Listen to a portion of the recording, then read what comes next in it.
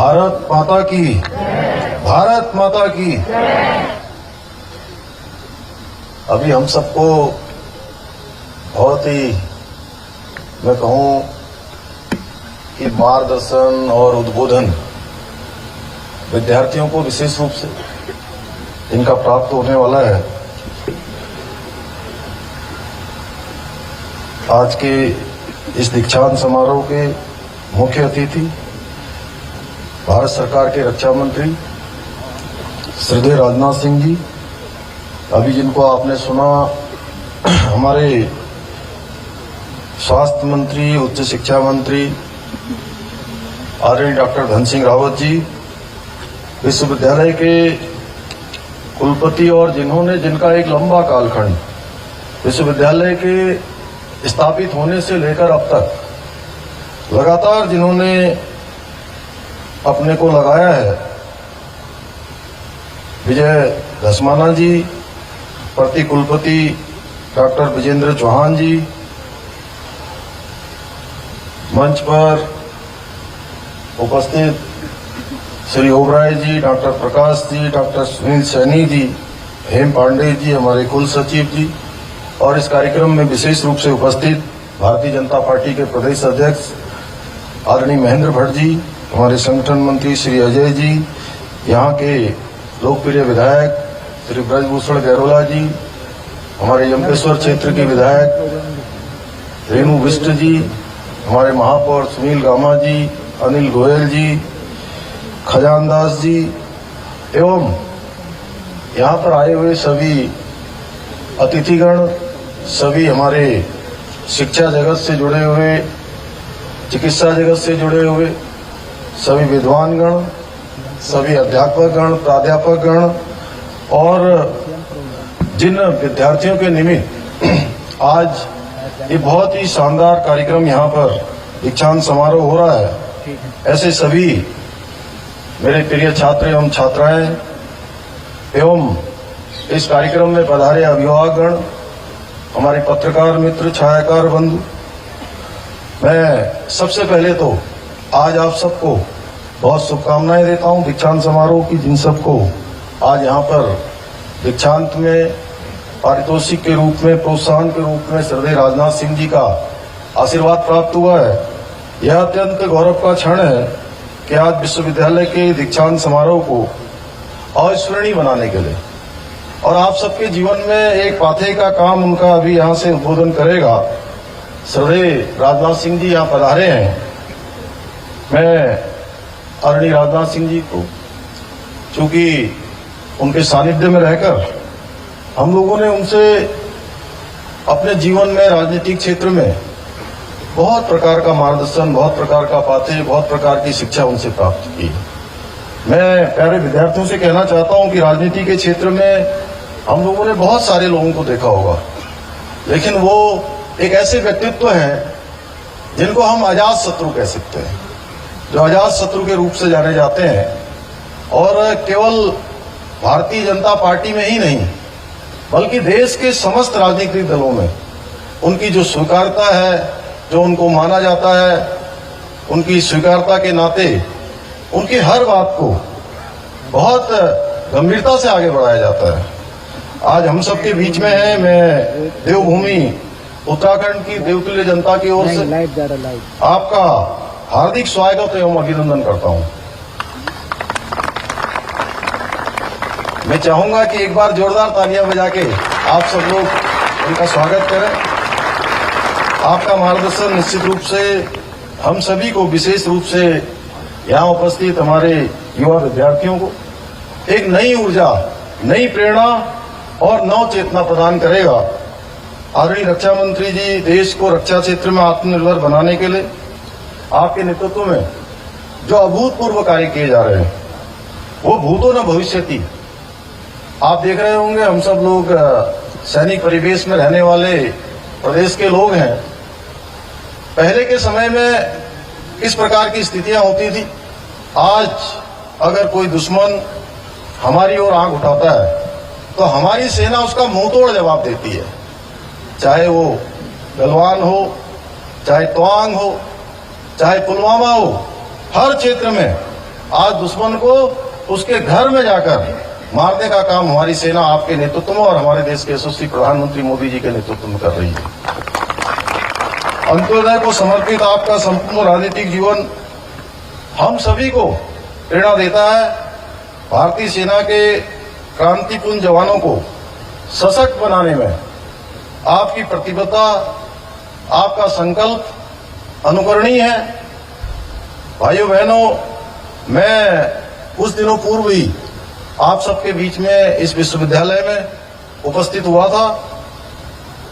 तब मैंने एक बात अनुभव की कि जब भी मैं इस विद्या के मंदिर में आता हूं, हमेशा एक नया उत्साह, नई ऊर्जा और नई शक्ति यहां से प्राप्त होती है। शायद यह सब परम श्रद्धेय स्वामी राम जी की सूक्ष्म ऊर्जा का प्रताप होगा, जिसके बारे में हमारे विजय भाई ने यहां से बहुत विस्तार से जिसकी व्याख्या की है। परम श्रद्धेय स्वामी राम जी की दिव्य प्रेरणा से अलंकृत यह ज्ञान का मंदिर उत्तराखंड राज्य में उच्च शिक्षा का प्रचार और प्रसार करने में अग्रणी है। इसके साथ साथ जहां शिक्षा के क्षेत्र में, चिकित्सा के क्षेत्र में, इस क्षेत्र के अलावा हमारे पड़ोसी देश हिमाचल प्रदेश, उत्तर प्रदेश के भी लोगों को स्वास्थ्य के क्षेत्र में, चिकित्सा के क्षेत्र में अपना योगदान दे रहा है। भाइयों बहनों, यहाँ एक शिक्षित व स्वस्थ समाज के निर्माण को के अपने उद्देश्य को सार्थक करने हेतु स्वामी राम जी ने अपना संपूर्ण जीवन समाज को समर्पित किया था। किस प्रकार से उन्होंने तमाम कठिनाइयों को, तमाम संघर्षों को गले लगाते हुए उन्होंने इसको आगे बढ़ाने का काम किया है, इसकी एक बड़ी कहानी है।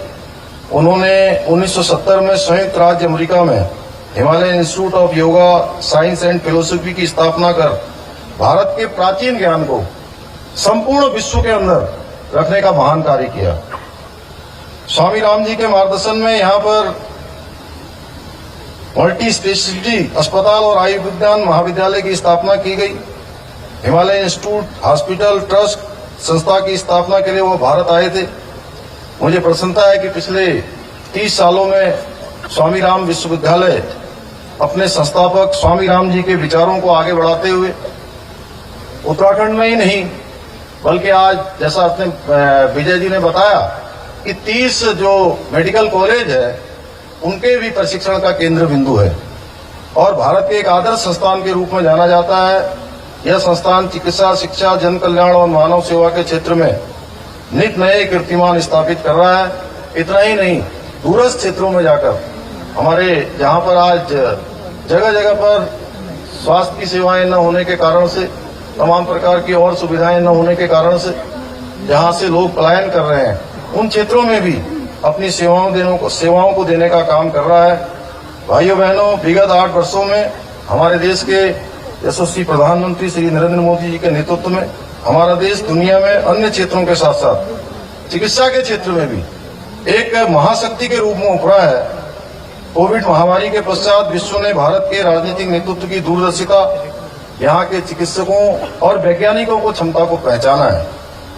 जब समूचा विश्व कोरोना महामारी से ग्रस्त था, चारों ओर महामारी के कारण भय का माहौल बना हुआ था, तब भारत ने दुनिया का मार्गदर्शन किया और एक नहीं 2 स्वदेशी वैक्सीन उपलब्ध कराकर सर्वे भवन्तु सुखिना के भाव को चरितार्थ किया। और इतना ही नहीं, जहां भारत के लोगों को वैक्सीन लगाई गई, वहीं दुनिया के अन्य देशों को भी वैक्सीन देने का काम हमारे भारत की सरकार ने किया।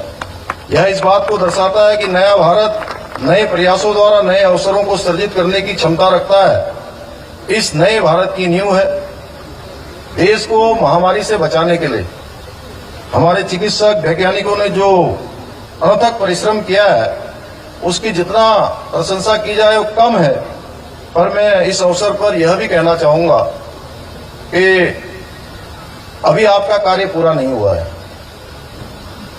क्योंकि कोरोना महामारी ने फिर से दस्तक दी है, जिसके लिए हम लोग पिछले कुछ दिनों से लगातार अपनी तैयारियां कर रहे हैं, सभी को सचेत कर रहे हैं, सभी को जागरूक कर रहे हैं। और सतर्कता से सभी सावधानियां बरतते हुए आगे की तैयारियां भी कर रहे हैं। मुझे पूरा विश्वास है कि एक बार फिर से आप लोग इस वायरस से भी दो हाथ करने के लिए तैयार हैं, है ना तैयार? भाइयों बहनों, एक समय था जब उत्तराखंड के लोगों को उपचार के लिए बहुत कठिनता का सामना करना पड़ता था और तमाम अन्य शहरों में दिल्ली जाना पड़ता था, दूसरे शहरों में जाना पड़ता था, चंडीगढ़ जाना पड़ता था।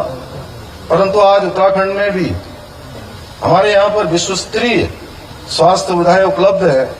हमारी केंद्र की सरकार के सहयोग से इन सुविधाओं को उत्तराखंड के सुदूरवर्ती क्षेत्रों तक ले जाने का कार्य लगातार किया जा रहा है। यहीं बगल में हमारे यहाँ पर ऋषिकेश में जो एम्स स्थापित हुआ और भविष्य में जिसके बारे में डॉक्टर धन सिंह रावत जी ने कहा कि कुमाऊं क्षेत्र में भी जो दूसरा सेंटर एम्स का बनने वाला है, वो इसका प्रत्यक्ष प्रमाण है कि हमको अच्छी सुविधाएं मिल रही हैं और मिलने वाली हैं। भाइयों बहनों, आदरणीय मोदी जी ने 21वीं सदी के तीसरे दशक को उत्तराखंड का दशक बताया है। इस बात को धरातल पर उतारने एवं चरितार्थ करने हेतु हम सभी को विकल्प रहित संकल्प के मंत्र को अपनाकर मजबूती और तत्परता से अपने कर्तव्यों को निभाने की आवश्यकता है। आज इस कार्यक्रम द्वारा विश्वविद्यालय के छात्राओं को जो विभिन्न उपाधियां प्राप्त हो रही हैं, मुझे विश्वास है कि आप सभी जितने भी आज के उपाधि धारक हैं वो विभिन्न क्षेत्रों में जाएंगे और विभिन्न क्षेत्रों को अपनी सेवाएं, अपना नेतृत्व प्रदान करने का काम करेंगे। साथ ही जिस विद्या के मंदिर से हम सब लोग शिक्षा लेकर जा रहे हैं, स्वामी राम जी के बताए मार्ग पर चलकर हमेशा राज्य के, देश के नागरिकों की सेवा करेंगे। इस विश्वविद्यालय का नाम रोशन करेंगे, अपने माता पिता का नाम रोशन करेंगे, अपने गुरुजनों का नाम रोशन करेंगे, देश और प्रदेश का नाम रोशन करेंगे। मैं उपाधि से सम्मानित होने वाले समस्त छात्र छात्राओं को ढेर सारी शुभकामनाएं देता हूं और आप सभी विद्यार्थियों के उज्जवल भविष्य की कामना करता हूं। साथ ही मैं आप सभी से यह आग्रह करता हूं कि आप लोग देश और राज्य के प्रति अपनी जिम्मेदारी निभाने और चिकित्सा के क्षेत्र में विश्व में अभूतपूर्व कार्य करने के लिए अभी से तैयार हो जाएं, क्योंकि आपका भविष्य है। और विभिन्न क्षेत्रों में जाकर जो हमारा ये अमृत काल है, उस अमृत काल में जो आज उपाधि धारक निकले हैं, उनकी विशेष भूमिका होने वाली है। नए भारत के निर्माण में उनका विशेष योगदान होने वाला है। मैं एक बार पुनः मेरे मार्गदर्शक, पथ प्रदर्शक व देश के यशस्वी रक्षा मंत्री जी का देवभूमि उत्तराखंड में आने पर और आप सभी को आशीर्वाद देने के लिए उनका दिल की गहराइयों से हार्दिक स्वागत एवं अभिनंदन करते हुए अपनी वाणी को विराम देता हूं। बहुत बहुत धन्यवाद। जय हिंद, जय भारत।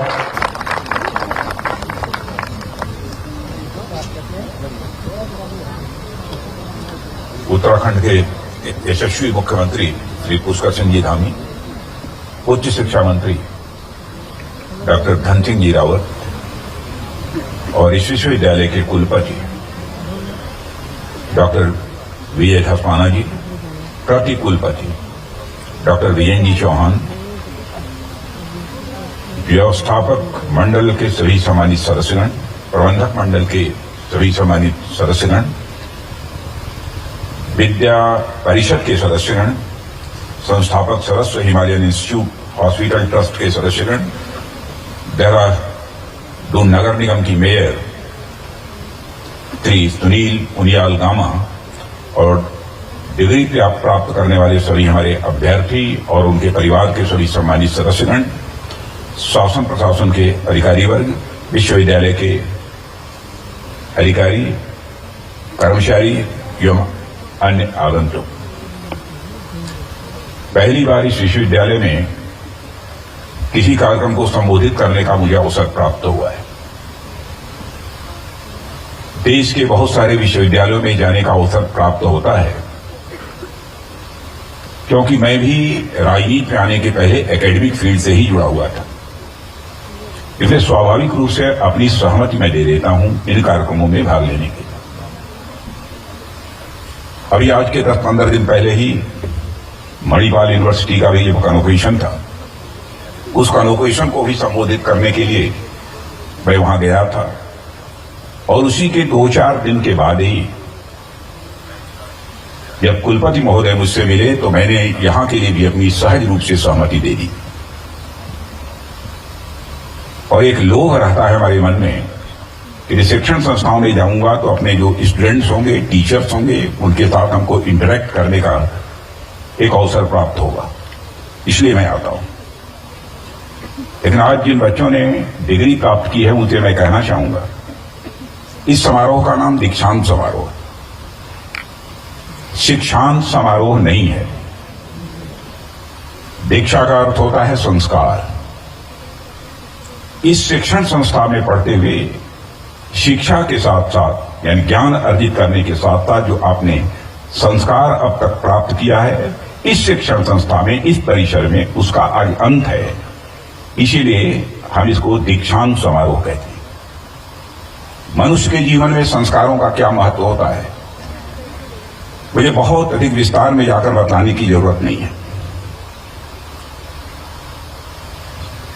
एक बहुत ही वर्ल्ड फेम के राइटर जिनका नाम शायद आप में से कुछ लोगों ने सुना होगा, वह हैं टॉड फ्रीडमैन। टॉड फ्रीडमैन ने एक पुस्तक लिखी है the world is flat. World is flat ये लिखने के बाद उनको बहुत बड़ी ख्याति अर्जित हुई। उसी टॉम फ्रीडमैन ने एक आर्टिकल लिखी गार्जियन लंदन में और न्यूयॉर्क टाइम्स में, और उसका शीर्षक यह था कि इन्फोसिस वर्सेस अलकायदा। उनका कहना था कि इन्फोसिस में काम करने वाले भी बड़ी संख्या में नौजवान हैं, अलकायदा से भी जुड़े हुए बड़ी संख्या में नौजवान ही होते हैं। इन्फोसिस में पढ़ने वाले ग्रेजुएट्स हैं, इंजीनियर्स हैं, डॉक्टर्स हैं, और अलकायदा में भी काम करने वाले भी बहुत सारे आपको ग्रेजुएट्स, इंजीनियर्स और डॉक्टर्स उसमें भी मिलेंगे। वह भी फुल डेडिकेशन के साथ इन्फोसिस में काम करने वाला भी नौजवान काम करता है। पूरी डेडिकेशन के साथ, मिशनरी झील के साथ अलकायदा में भी काम करने वाला नौजवान काम करता है।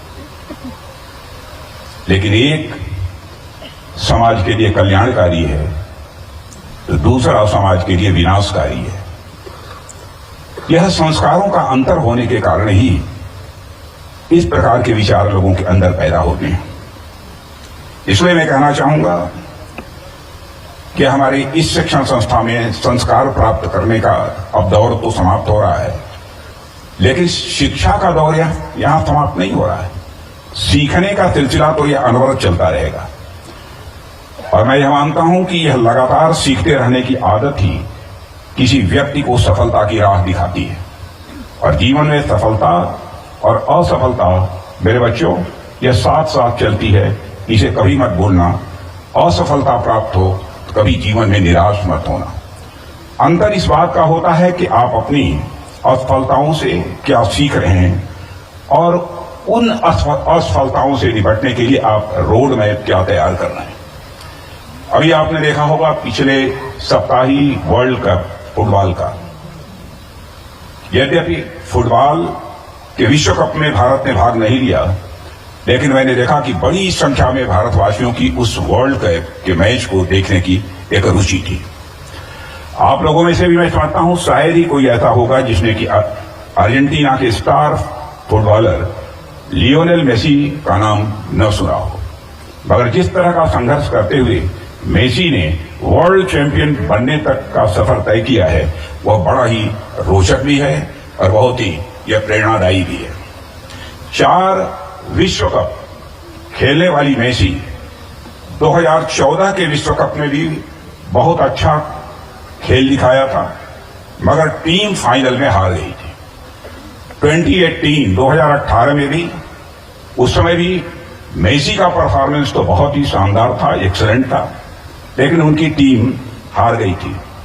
मगर इन सब से भी वह विचलित हुए बिना लगातार अपने खेल में सुधार करने का वो प्रयत्न करती रही और टीम को मोटिवेट करने का काम भी बराबर वो मेसी फुटबॉलर ये करती रही।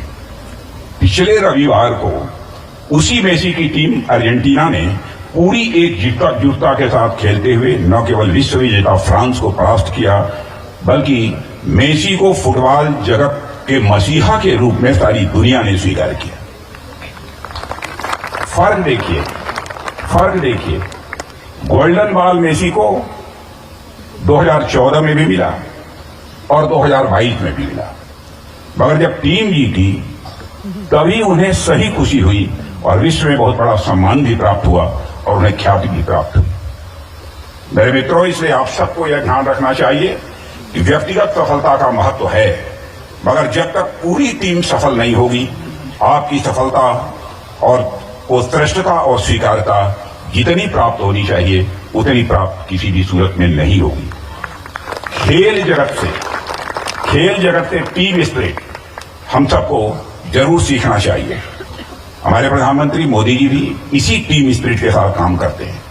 यह टीम स्पिरिट के कारण ही उन्होंने हमारे पूरे भारत को यह संदेश दिया है कि सबका साथ, सबका विकास, सबका विश्वास और सबका प्रयास।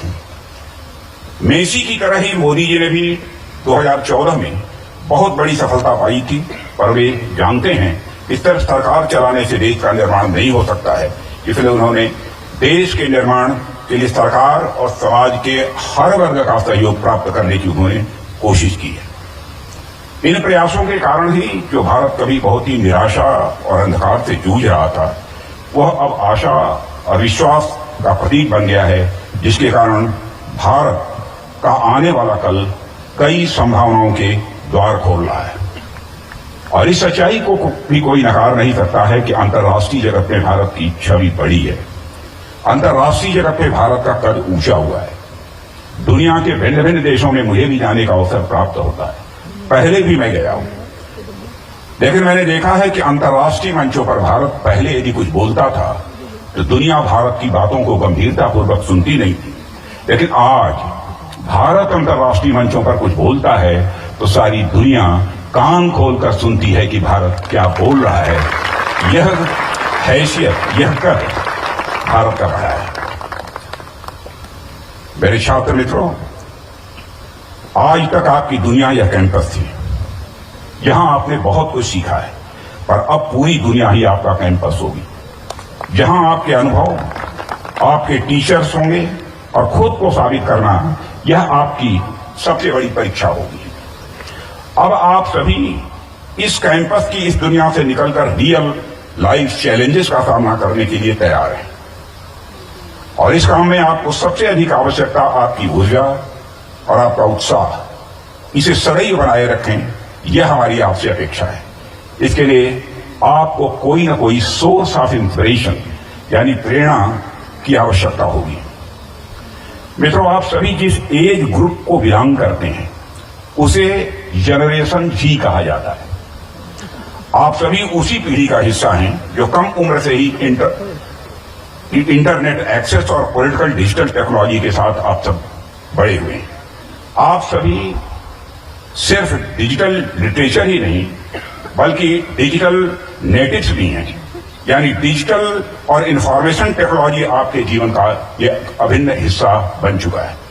आपके लिए तो आईटी का मतलब ही आईटी है, यानी information technology is India's today. इसलिए आप सभी इस बात को बखूबी समझेंगे कि भारत में आज जो डिजिटल इंफ्रास्ट्रक्चर मौजूद है उसने बहुत बड़ा परिवर्तन ला दिया है। सोशल मीडिया, डिजिटल पेमेंट्स, 24 घंटे कनेक्टिविटी ने हर आदमी की जिंदगी बदल दी है। अब तो 5G का दौर आ गया है। मित्रों, 2G, 3G, 4G के समय भारत टेक्नोलॉजी के लिए दुनिया के दूसरे देशों पर निर्भर रहा है, लेकिन 5G के साथ भारत पहली बार टेलीकॉम टेक्नोलॉजी में ग्लोबल बेंचमार्क बना रहा है। यह है हमारे भारत की विशेषता। आज हेल्थ से लेकर एजुकेशन तक सभी क्षेत्रों में इंटरनेट और इंफॉर्मेशन टेक्नोलॉजी ने अनगिनत संभावनाएं पैदा की है।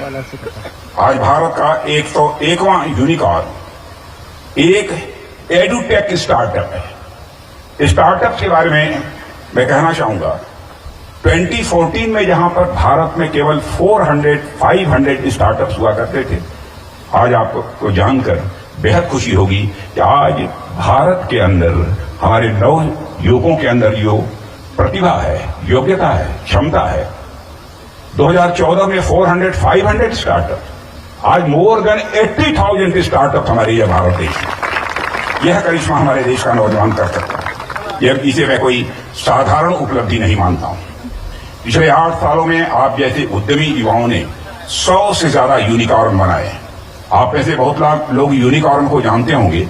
जिस स्टार्टअप की कैपिटल $1 मिलियन से अधिक हो जाती है उसे हम यूनिकॉर्न कहते हैं। आज उनका नंबर 107, 108 से अधिक हो गया है।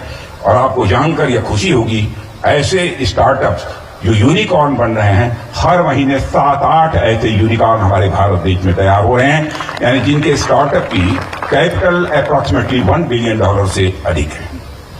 यानी भारत के युवाओं में जो इंटरप्रेन्योरशिप हमेशा से रही है, उसे आज नया विस्तार और नया आकार मिल रहा है। आप सभी के लिए एक संदेश है मेरे साथियों कि आज भारत में कोई भी अपनी योग्यता, परिश्रम और अपनी क्षमता से कुछ भी हासिल कर सकता है। साथियों, आज भारत हर एक क्षेत्र में आत्मनिर्भर बन रहा है। आज भारत एक सशक्त राष्ट्र के रूप में खुद को स्थापित कर रहा है।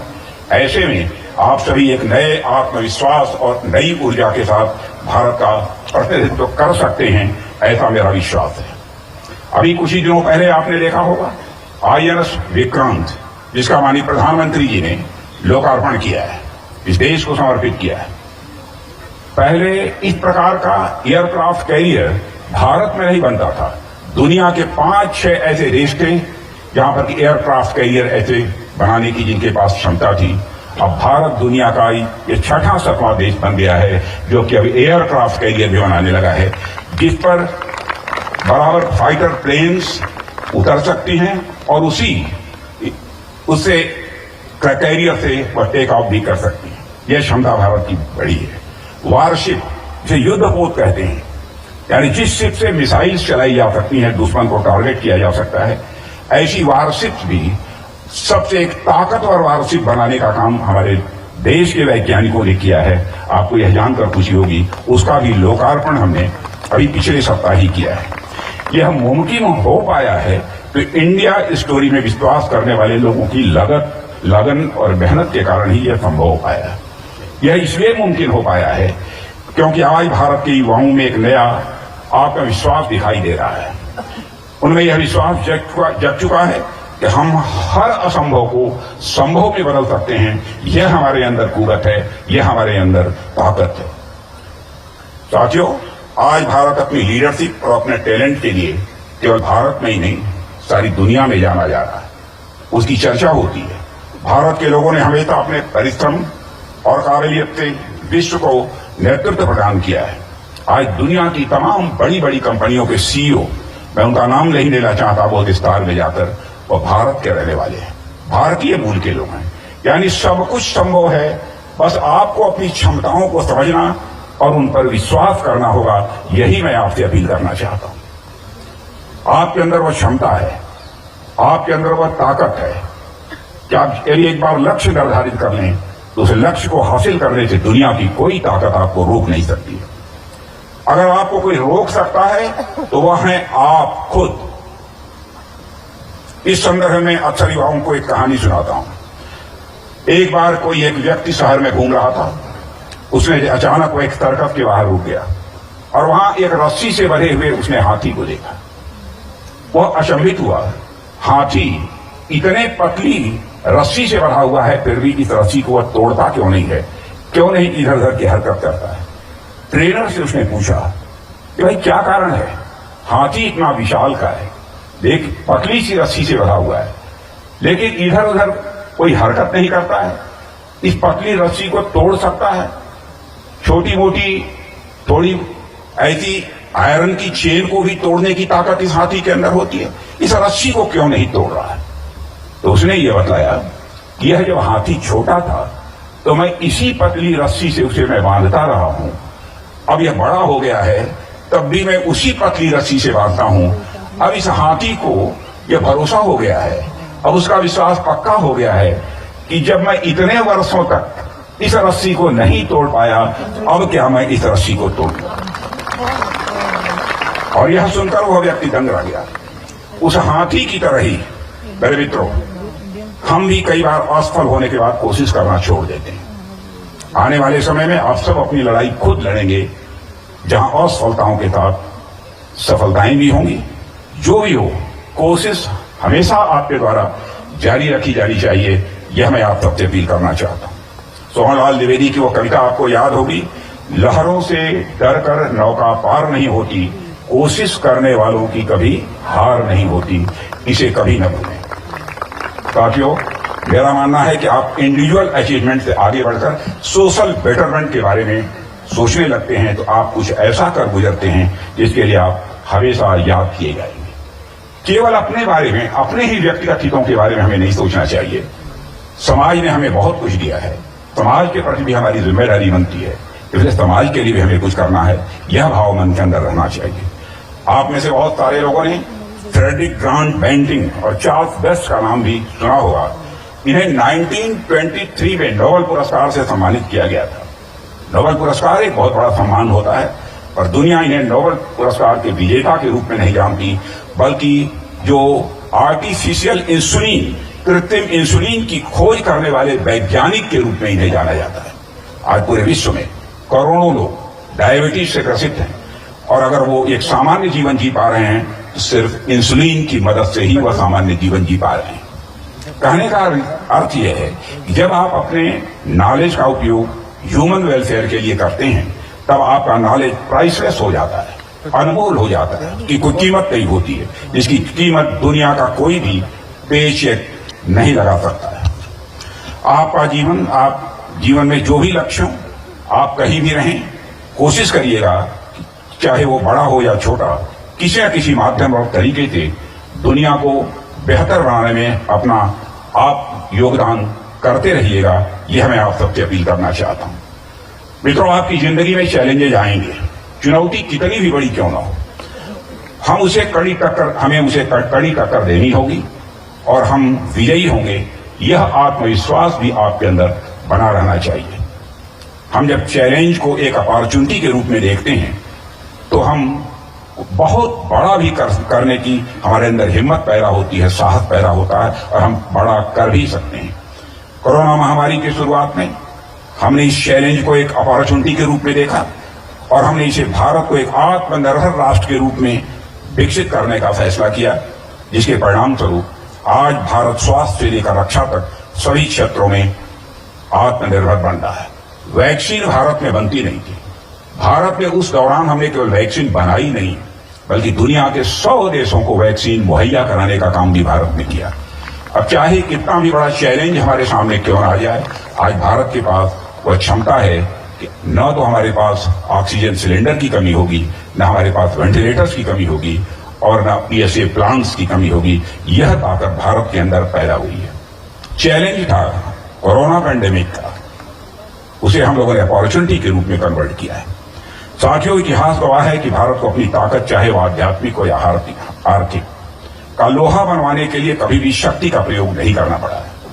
उसे दुनिया भर के लोगों ने सहर्ष स्वीकार किया है। चाहे वह योग हो या आयुर्वेद, हमारे आध्यात्मिक गुरुजन का ज्ञान हो या हमारे वेद पुराणों का ज्ञान, सभी को विश्व के लोगों ने स्वेच्छा से स्वीकार किया है। इसकी बड़ी वजह यह थी, इन सभी का आधार इटर्नल विजडम और इटर्नल ट्रूथ है। मित्रों, भारत ने शिक्षा के क्षेत्र में उच्चतम मानदंड स्थापित किए हैं। प्राचीन भारत में तक्षशिला, नालंदा विश्वविद्यालय, बल्लभी, सोमापुरा और ओदंतपुरी जैसे महान शिक्षण संस्थान थे। आपके समय की उपलब्धियां तो आपकी प्रेरणा है ही, पर मेरा दृढ़ विश्वास है कि किसी भी चीज से अधिक आपका गौरवशाली अतीत, आपकी समृद्ध परंपरा है जो आपको प्रेरित कर सकती है। जैसे बिना मजबूत नींव के कोई इमारत बुलंद नहीं होती है, बिना जड़ के कोई वृक्ष विशाल नहीं होता है, उसी तरह बिना अपनी संस्कृति, अपनी परंपराओं और अपने स्वर्णिम अतीत को समझे और उसका मान किए बिना कोई देश भी किसी भी सूरत में महान नहीं बन सकता है। इस सच्चाई को भी हमें समझना चाहिए। साथियों, एक समय था जब भारत ज्ञान विज्ञान के क्षेत्र में पूरे विश्व में नंबर 1 था। मगर सदियों की गुलामी के कारण हम में से बहुत सारे लोग भारत के उस गौरवशाली अतीत से परिचित आज भी नहीं है। यहां पर मैथमेटिक्स के भी छात्र होंगे, उनको क्वाड्रेटिक इक्वेशन के बारे में जानकारी होगी। हाई स्कूल में भी आपने क्वाड्रेटिक इक्वेशन पढ़ा होगा, हो सकता है उसके पहले भी क्वाड्रेटिक इक्वेशन के बारे में पढ़ा होगा। a+b whole square is equal to a² + b² + 2ab। यह किसी दुनिया में किसी दूसरे की देन नहीं है। यह देन यदि है तो सच्चाई यह है कि हमारे यहाँ के ऋषि त्रिधराचार्य की यह देन है, ये सारे विश्व ने स्वीकार किया। आज पूरी दुनिया में पाइथागोरस थ्योरम, लोग यह मानते हैं कि पाइथागोरस थ्योरम यह मिस्टर पाइथागोरस की दी हुई है, दुनिया के दूसरे देशों की दी हुई है। पाइथागोरस थ्योरम दुनिया के किसी दूसरे व्यक्ति नहीं दी है, बल्कि उनसे 300 साल पहले इसी भारत के रहने वाले ऋषि महर्षि मिस्टर बोधायन जी ने दी है। इन सब सारी चीजों पर, अपनी विरासत पर हमको गौरव की अनुभूति होनी चाहिए। यह भारत देश आर्यभट्ट, बराहमिहिर, ब्रह्मगुप्त, बोधायन, चरक, सुश्रुत, नागार्जुन, कणाद से लेकर सवाई जय सिंह तक वैज्ञानिकों की एक लंबी परंपरा का साक्षी रहा है। प्रसिद्ध जर्मन एस्ट्रोनॉमर कॉपरनिकस से लगभग 1000 पूर्व आर्यभट्ट ने ही यह कहा था कि पृथ्वी के गोल है। पहली बार उन्होंने कहा था, और इसके अपनी धुरी पर घूमने की, अपने एक्सिस पर घूमने की पुष्टि भी यदि किसी ने की थी तो हमारे देश के ही ऋषि और मनुष्य आर्यभट्ट ने की, दुनिया के किसी दूसरे देश के वैज्ञानिक ने नहीं की थी। विज्ञान में भारत की उपलब्धियों की, इस प्रकार के अचीवमेंट्स की एक लंबी लिस्ट रही है, और भारत अनेक क्षेत्रों में भी कभी पीछे नहीं था। इकोनॉमिक्स हो, हिस्ट्री हो, पॉलिटिकल साइंस हो, पब्लिक एडमिनिस्ट्रेशन हो, इन सभी सारे विषयों में हम पायनियर रहे। उदाहरण देना हो तो लंबा समय लगेगा, हर सब्जेक्ट के 2-4 उदाहरण मैं आपके सामने प्रस्तुत कर सकता हूं। इसमें भारत का कंट्रीब्यूशन क्या है। मेरे युवा साथियों, भारत एक समय में विश्वगुरु था और इसकी स्वर्णिम गाथा इतिहास के पन्नों में अंकित है। आज हम 21वीं शताब्दी में हैं और इस सदी में भारत को फिर से अपनी श्रेष्ठता के नए अध्याय लिखने ही होंगे। जीवन के हर क्षेत्र में हमें पुनः ऊंचाइयां हासिल करनी ही होंगी। इस यथार्थ को भी हमको अपने ध्यान में रखना चाहिए। हमारे युवाओं का ही इसमें सबसे बड़ा महत्वपूर्ण योगदान होगा, और मैं मानता हूं युवाओं के ये सबसे बड़ा प्रेरणा स्रोत है हमारी महान सांस्कृतिक विरासत। मित्रों, भारत हमेशा से ज्ञान का केंद्र रहा है और हमारी इस ज्ञान के अस्तित्व और महत्व को न केवल दूसरे देशों ने स्वीकार किया है, बल्कि मैं कहना चाहता हूं उन्होंने अपनाया भी है। इंडोनेशिया और थाईलैंड ने रामायण की अपनी सांस्कृतिक विरासत को अपनी सांस्कृतिक विरासत के रूप में मान्यता दी है, और यह तब है जब इंडोनेशिया मूलतः एक मुस्लिम देश है और थाईलैंड एक बौद्ध देश है। भारत एक ऐसा देश है जहां विविधताएं कभी भी संघर्ष का कारण नहीं बनी है। भारत वह देश है जो मर्यादा पुरुषोत्तम राम को भी पूजता है और स्थापित मर्यादाओं को तोड़ने वाले भगवान कृष्ण को भी पूजता है। हम शिव की भी पूजा करते हैं जिन्हें विनाशक माना जाता है, और विष्णु की भी पूजा करते हैं जिन्हें संसार का संरक्षक भी माना जाता है। हम पूर्णिमा उत्सव भी मनाते हैं और अमावस्या का भी उत्सव मनाते हैं। हम तो उस सर्प को भी दूध पिलाते हैं जिसके काट लेने के बाद मरने की पक्की गारंटी होती है, नाग पंचमी के दिन। यह है भारत का चरित्र। इसलिए मैं कहना चाहता हूं, भारत अपार संभावनाओं का देश है, सुखद विरोधाभासों का यह देश है। यह एक ऐसा देश है जहां एक राजकुल में जन्मा बालक भिक्षुक मन विश्व को सबसे शांति प्रिय धर्म देता है, वहीं एक साधारण बालक एक गरीब ब्राह्मण की मदद से एक साम्राज्य की स्थापना कर लेता है। यह एक ऐसा देश है जहां साधारण परिवार में पैदा हुए लोग भी देश के राष्ट्रपति भी बन जाते हैं और देश के प्रधानमंत्री बन जाते हैं और देश के रक्षा मंत्री भी बन जाते हैं। यह है भारत। और साथियों, मैं कहना चाहता हूं, आज जब हम न्यू इंडिया के निर्माण में लगे हुए हैं तो हमें हमारा ओल्ड इंडिया भी, प्राचीन भारत में हमें याद रखना है और उसकी समृद्ध सांस्कृतिक परंपराओं से हमें सदैव प्रेरणा लेनी चाहिए। साथियों, मैं विश्वास के साथ कहना चाहता हूं, आने वाला समय भारत का है। जब मैं कहता हूं, बहुत सारे लोगों के मस्तिष्क में यह प्रश्न खड़ा होता होगा, कैसे आने वाला समय भारत का है। देश की इकोनॉमी का जहां तक सवाल है, देश की अर्थव्यवस्था का सवाल है। भारत 2014 के पहले यहां की इकोनॉमी की साइज, अर्थव्यवस्था का आकार दुनिया के टॉप 10 कंट्रीज में था। लेकिन 7.5-8 वर्षों के अंदर ही वह करिश्मा हुआ कि हमारे भारत की अर्थव्यवस्था का आकार यानी हमारी इकोनॉमी की साइज दुनिया की टॉप 5 कंट्रीज में आकर खड़ी है।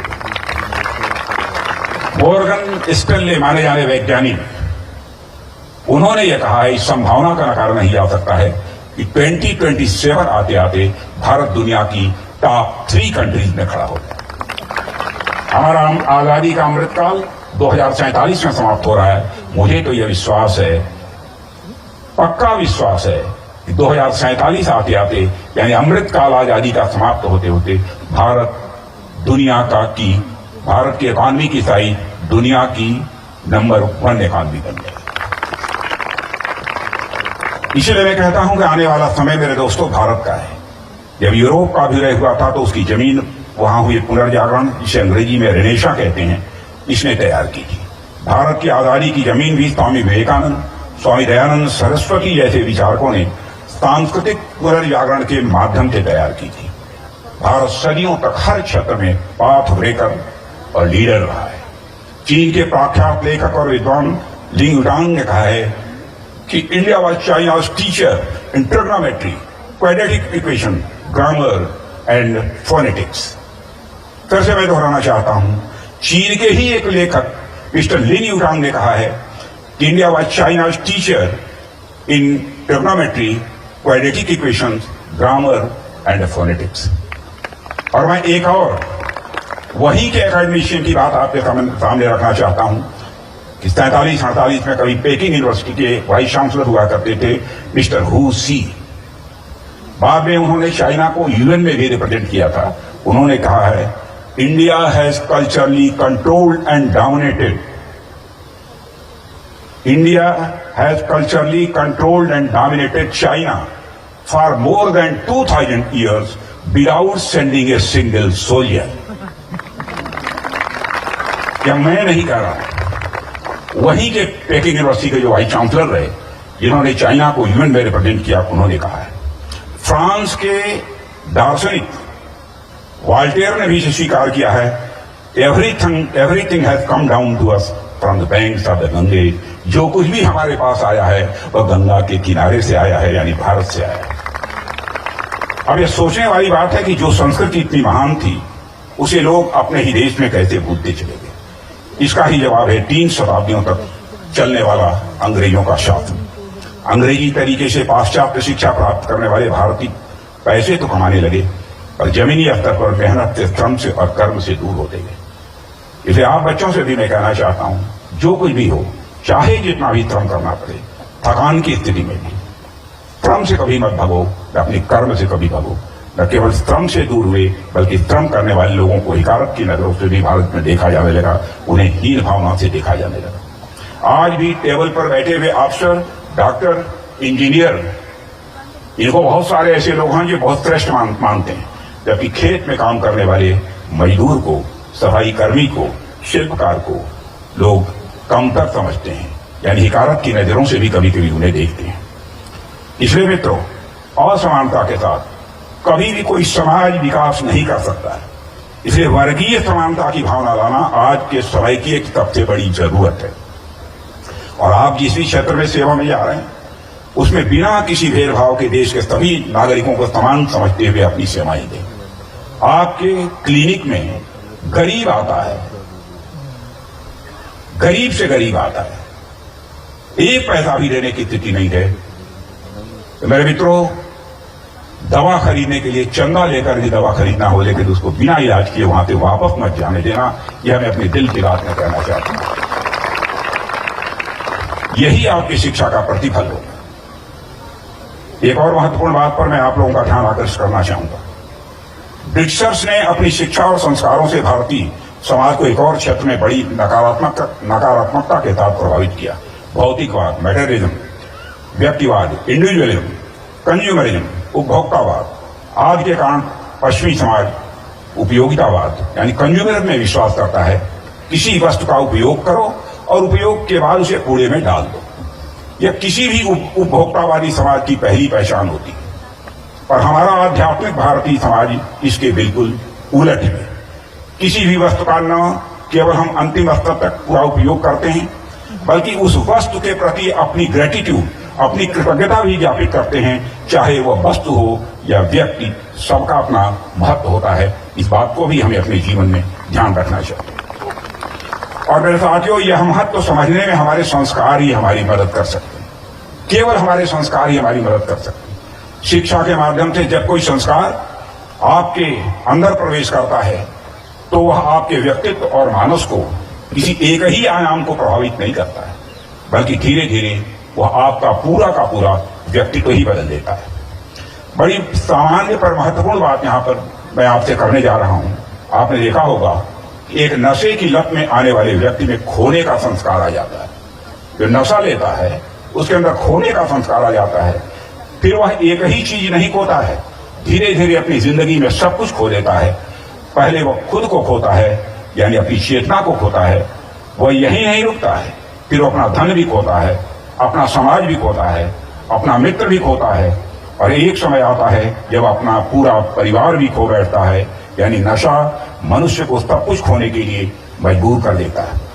कंज्यूमरिज्म, उपभोक्तावाद और यूज एंड थ्रो, उपयोग करो और फेंक दो, का भी संस्कार कुछ इससे कम नहीं है, जिसकी लत आज भारतीय समाज में भी व्याप्त होती जा रही है।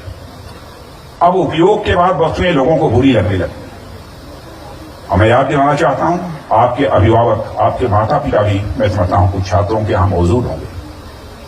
मित्रों, मैंने देखा है माता पिता जब बुजुर्ग हो जाते हैं, कई ऐसे परिवार हैं, सभी परिवारों में नहीं, इसे मत भूलना।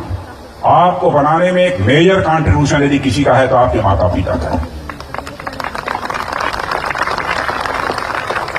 ईश्वर को बाद में मानना, पहला भगवान यदि आपका कोई है तो आपके माता पिता है। ताली नहीं बज रही है।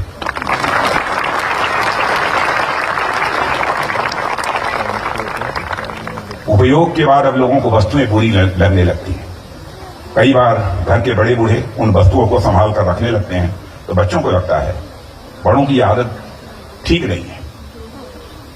और स्थिति तो तब खराब हो जाती है दोस्तों, जब एक दिन घर के बड़े बूढ़े और वृद्ध मां बाप भी घर में बुरे लगने लगे। मैं दिल से यह बात आप सबके सामने रख रहा हूं और यह पॉइंट मैंने जानबूझकर लिखा है, क्योंकि मैं देख रहा हूं वृद्धाश्रम बनना है, ओल्ड हाउसेज बनना है।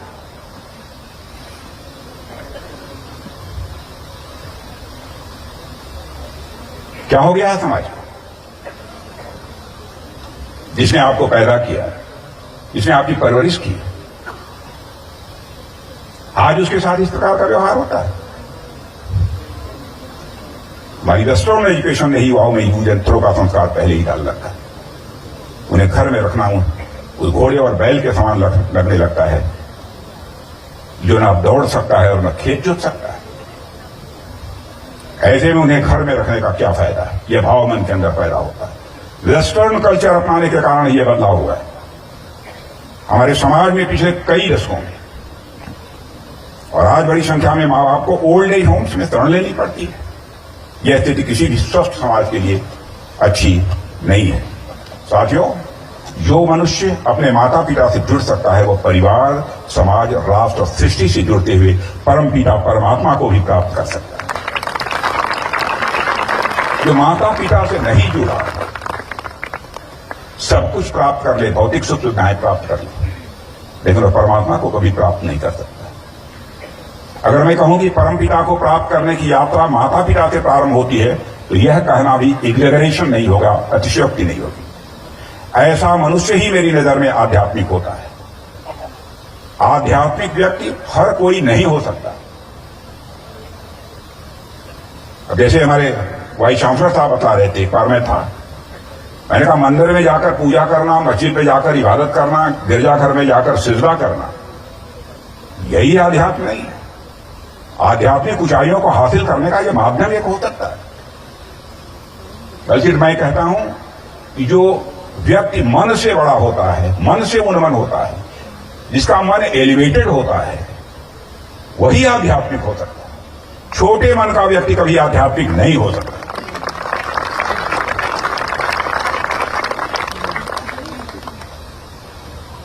मैथमेटिक्स का छात्र रहा हूं, इसलिए मैं मैथमेटिक्स के आधार पर भी लोगों को समझाने की कोशिश करता हूं। थोड़े समय के लिए मान लीजिए कि आपका मन एक सर्किल है।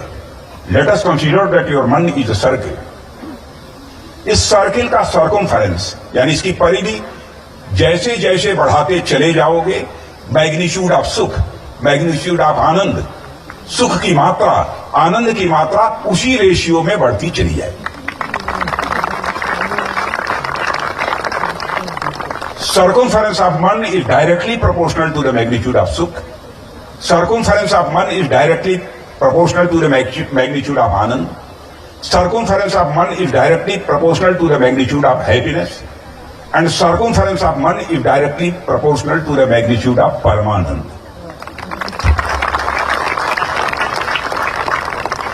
आप ये कहेंगे मैं डॉक्टर हूं, मैं वैज्ञानिक हूं, विज्ञान का छात्र हूं, क्या था क्या अनुशी बात है? आप विज्ञान के छात्र हैं, मैं भी विज्ञान का छात्र।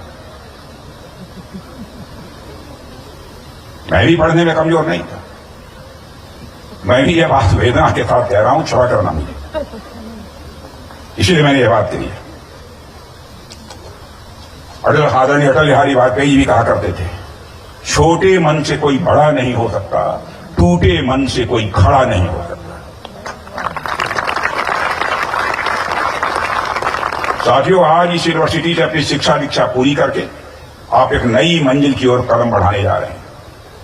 आप लोगों में से हो सकता है कुछ लोग यहीं अपना कैरियर बनाएं, कुछ लोग हो सकता है देश के बाहर भी जाएं। इन दोनों ही स्थितियों में आपको स्मरण रखना चाहिए कि यह देश आपका ही है और इसे आपकी जरूरत है। इसे मत भूलना।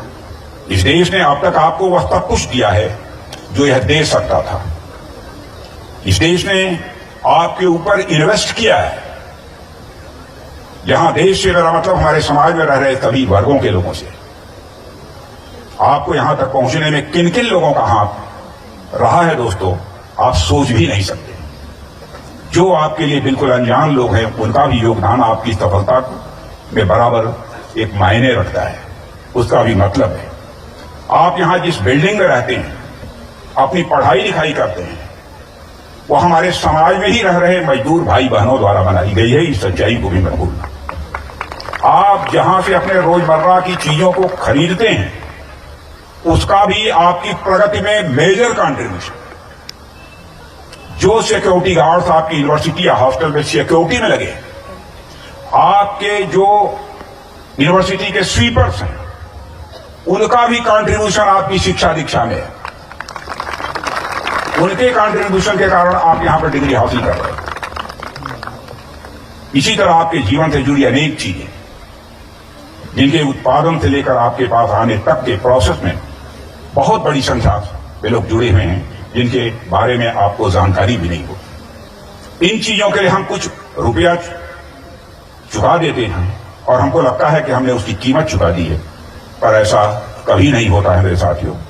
जिन किसानों मजदूरों को अभी मैंने बात की है, उनके त्याग और बलिदान की कीमत रुपयों में नहीं चुकाई जा सकती। उन्हें भी आपके स्नेह और समर्पण की जरूरत है। इसलिए जीवन में कभी आपको अवसर मिले, किसी गरीब, किसी किसान, किसी मजदूर, अपने आसपास के सिक्योरिटी गार्ड्स और उनके बच्चों या इसी तरह के अन्य जरूरतमंद की आप यथासंभव मदद जरूर करें। मैं आपको स्मरण दिलाना चाहता हूं, मित्रों, अगले 25 वर्षों में भारत दुनिया की सबसे बड़ी आर्थिक महाशक्ति बनेगा, जैसा मैंने कहा, और एक ऐसी आर्थिक महाशक्ति बनेगा जिसके साथ दुनिया के अधिकांश देश अपने को सुरक्षित महसूस करेंगे। और यहां पर मैं आपको एक प्रसंग आपको सुनाना चाहता हूं। एक बार नंबर्स की क्लास चल रही। आप ये कहेंगे नंबर क्लास क्या होती है? एक क्लास थी, इसमें नंबर 0 भी बैठा था, 1 भी बैठा था, 1 से लेकर पूरा 9 तक, 2, 3, 4, 5, 6, 7, 8, 9 इनकी क्लास चल रही थी। 9 को लगा कि मैं तो सबसे बड़ा हूं। 9 ने अपने बगल वाले नंबर 8 को चाटा जड़ दिया। उसे जब गुस्सा आया तो अपने से कमजोर 7 को उसने एक चाटा जड़ दिया। 7 को गुस्सा आया तो 6 को, 5, 4 को, 4 ने 3 को, 3 ने 2 को, 2 ने 1 को। लेकिन 1 को जब चाटा लगा तो 1 के जो बगल में 0 था, उस जीरो से नंबर 1 ने कहा, इस नंबर 1 को चाटा लगा था, देखा कि जीरो सहम गया है, डर गया है, तो कहा मिस्टर जीरो चिंता मत करो, तुम मेरे राइट हैंड साइड आ जाओ, फिर दाहिनी तरफ आ गो। और वह जीरो 1 के राइट हैंड साइड आ गया, तो वह 1 से 10 बन गया, यानी सबसे बड़ा बन गया। हम वही नंबर 1 बनना चाहते हैं जिसके सामर्थ्य और शक्ति से संसार भयभीत न हो, बल्कि स्वयं को सुरक्षित महसूस करे। इसी प्रकार का नंबर 1 आपको बनना, नंबर 9 नहीं बनना है, नंबर 1 बनना है। और यही कारण है दुनिया में अकेला देश ये भारत है, जिस भारत देश के रहने वाले ऋषियों और मनीषियों ने भारत की सीमा में रहने वाले लोगों को ही अपने परिवार का सदस्य नहीं माना है, बल्कि पूरे विश्व की धरा पर रहने वाले लोगों को अपने परिवार का सदस्य मानते हुए वसुधैव कुटुंबकम का संदेश सारे विश्व को दुनिया की किसी एक धरती से गया है, तो हमारे और आपके देश केवल और केवल भारत की धरती से गया। The whole world is a family. The whole world is a family. यद पिंडे तद ब्रह्मांडे, जो पिंड में है वही ब्रह्मांड में है, जो जड़ में है वही चेतन में है, जो छोटे में है वही बड़े में है, जो सूक्ष्म में है वही विवर्त में है, जो मेरे में है वही तेरे में है।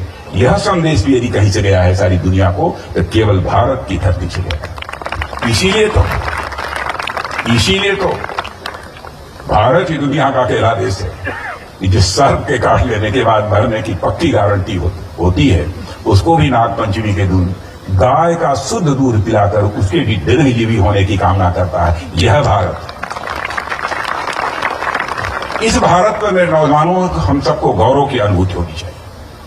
कि मैं आप सबसे अपील करना चाहता हूं, चरित्र निर्माण मनुष्य के जीवन बहुत बड़ी पूंजी है। लोगों को भी लगता है धन दौलत हो गई, अब इसका उपभोग करना है। यही जिंदगी नहीं है। चरित्र क्या होता है, मैं एक उदाहरण आपको देना चाहता हूं। एक बार स्वामी विवेकानंद एक धर्म संसद में भाग लेने के लिए दुनिया के किसी देश में गए। वही अपना गेरुआ वस्त्र धारण कर रखा था, वही उन्होंने अपना साफा पहन रखा था गेरुए रंग का। तो वहां पर सूटेड बूटेड बहुत सारे लोग बैठे थे, ढीला ढाला कपड़ा पहने हुए। स्वामी विवेकानंद को देखने के बाद उन्होंने कहा, यह क्या धर्म संसद में बोलेगा। कई लोग उनकी वेशभूषा को देखकर मुस्कुराने लगे, व्यंग्यात्मक मुस्कान उनके चेहरे पर थी। स्वामी विवेकानंद ने समझ लिया। एक धर्म संसद को संबोधित करने के लिए जब स्वामी विवेकानंद खड़े हुए, तो उन्होंने इसका जवाब देते हुए कहा कि in your country tailor makes the man, but in our country character makes the man. यह है भारत, यह है भारत। भारत ही आपका प्रेरणा का स्रोत, अद्भुत विरासत है भारत की। सारे विश्व का ज्ञान और विज्ञान का केंद्र भारत रहा है। मैं तो फिजिक्स का स्टूडेंट रहा हूं, मैथमेटिक्स का रहा हूं, मैंने पढ़ा है, मैं जानता हूं। और दुनिया के जो हमारे विदेशी वैज्ञानिक है वो ही सच्चाई को स्वीकार करते हैं। हम इससे दूर होते जा रहे हैं। ज्यादा कुछ न कहते हुए मैं सारे अपने बच्चों से यही कहना चाहता हूं, यही कामना है, भारत विश्व गुरु बने। इसके लिए पुनः हम सबको प्रयास करने की जरूरत है और इसी लक्ष्य को हासिल करने के हमें पूर्ण मनोयोग के साथ काम करने की आवश्यकता है। इन्हीं शब्दों के साथ मैं पुनः एक बार आपके उज्जवल भविष्य के लिए आप सबको शुभकामनाएं देता हूं। एक शिक्षक होने के नाते, नॉट पॉलिटिशियन, राजनीतिक होने के नाते नहीं, शिक्षक होने के नाते आप सभी बच्चों के उज्जवल भविष्य के लिए मैं अपना हृदय से आशीर्वाद देते हुए यही अपना निवेदन समाप्त करता हूं।